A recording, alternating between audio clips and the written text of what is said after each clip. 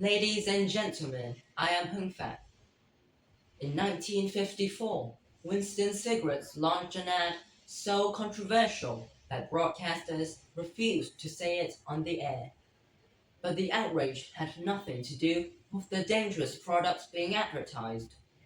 People were appalled by the ad's grammar, specifically using like as a conjunction instead of as. Grammatical incidents like this have caused outrage for centuries. But while we know people take grammar seriously, what's less clear is why. Where do these rules come from? And which, if any, actually matter?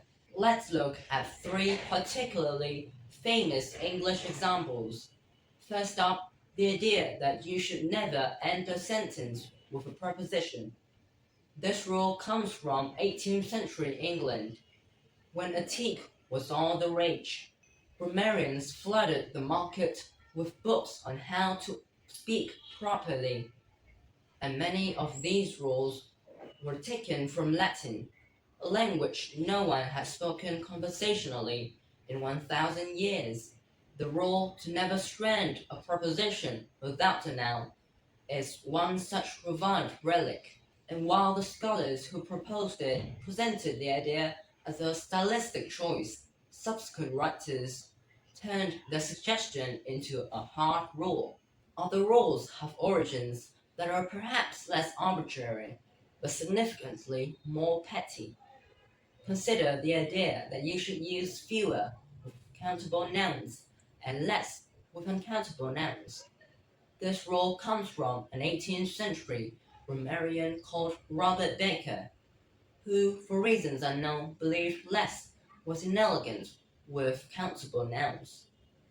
This might seem strange, but people today wage similar wars on language like or literally. For centuries after the Norman conquest, French was considered the language of nobility in England, while English was seen as the language of commoners.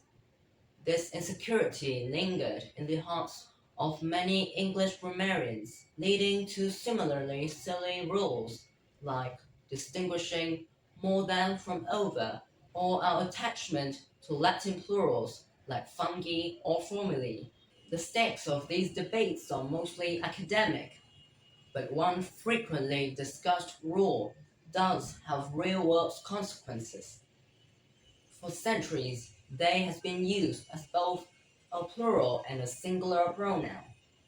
And today, many non-binary and transgender individuals prefer to use they, them as singular pronouns.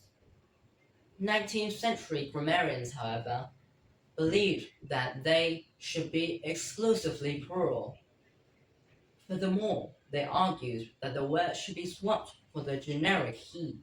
This was an obviously patriarchal decision, and during the 1970s, activists convinced some usage guides to begin using he or she.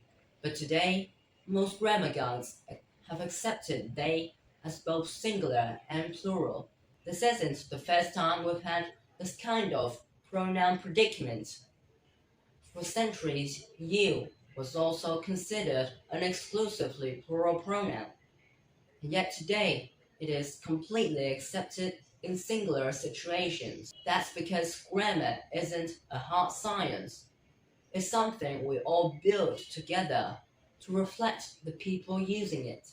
So however strange a rule's origins may be, the usage we choose to respect today is far from ordinary.